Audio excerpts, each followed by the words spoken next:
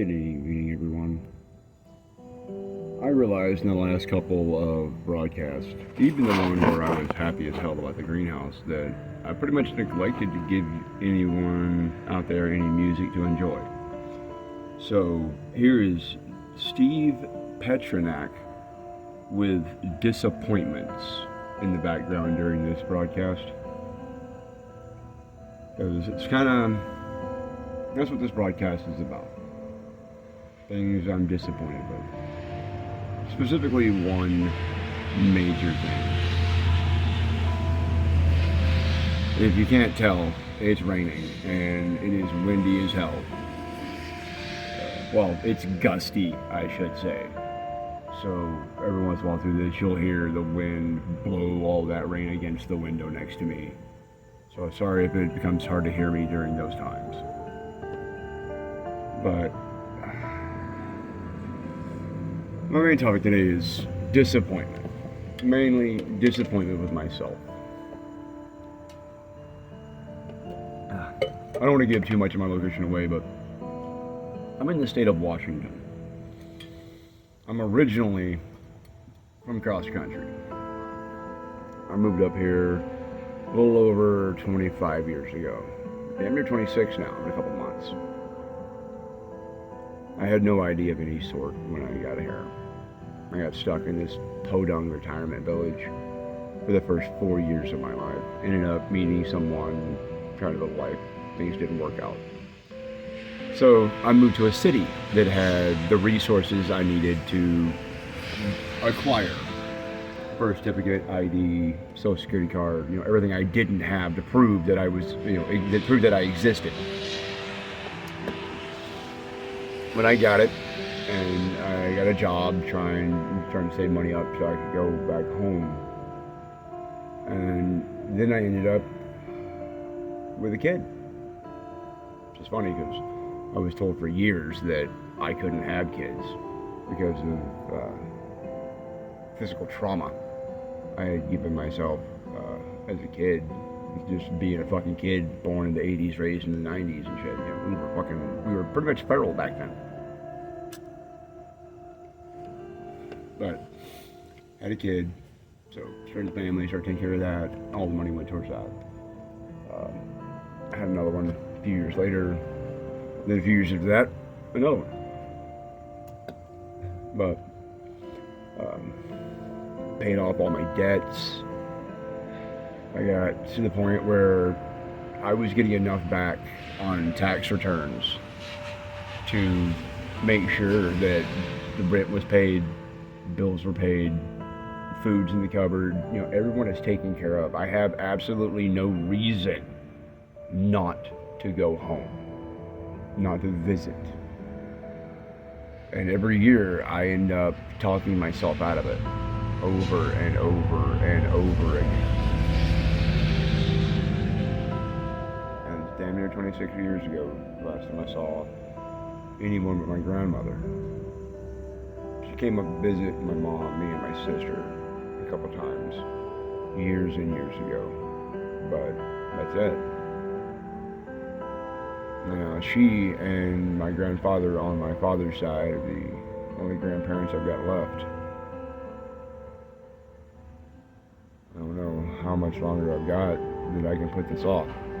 That's what I used to tell myself. Every year, I can't put it off again. I can't put it off again. I can't take a chance. I can't take a chance. And every year, I have found a way to talk myself out of it. People always try to talk me into getting on a plane. I'm like, I am acrophobic as hell, and I have a fear of planes. So we have two airports here in town. One for larger planes, passenger liners and the such, and then one for little charter planes. And I was never even able to bring myself to go sit on one of those planes while they were on the tarmac or on, in the little hangar or at all. Hell, I still can't do that. And now that, there's nobody there operating it, I know damn well they can't manage to take off with me in the plane. And I still can't get near that plane. And it's just a little thing, a little 8-seater. You know,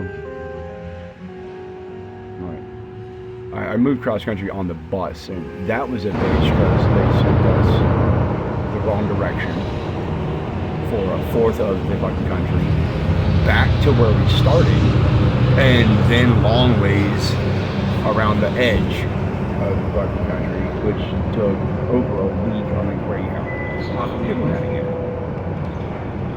I'm never doing that again. Even if things go back to normal, or close to normal as you get, I'm not doing the Greyhound again. I did always want to take a train. I never managed it. Ironically, my oldest has been on a plane repeatedly, been on a train. I think he's taken a bus now.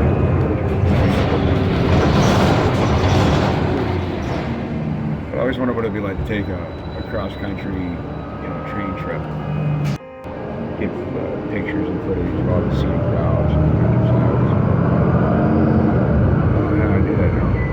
I lucked out with, wiring and radio communication manual booklet here, but I'm not gonna be able to read a manual and operate a fucking train.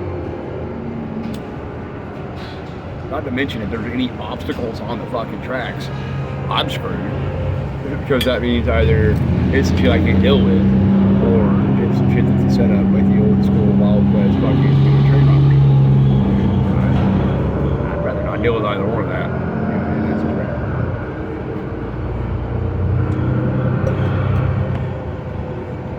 But, yeah, essentially, I guess that's all I've really got to say right now.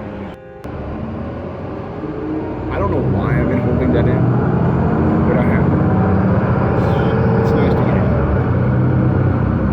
Thank you for listening, and I will leave you with the rest of disappointments.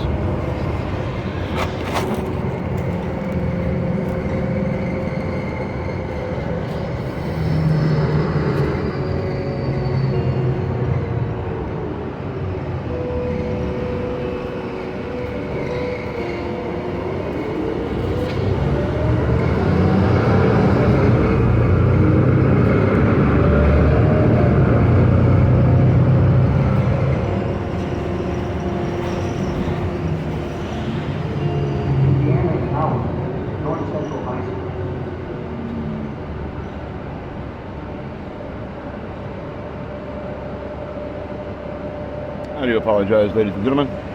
Though that was still Steve Petronak, apparently the record shifted from disappointments to foggy morning while I was talking. That was in fact foggy morning. And here is Steve Petronak with Ocean Mist.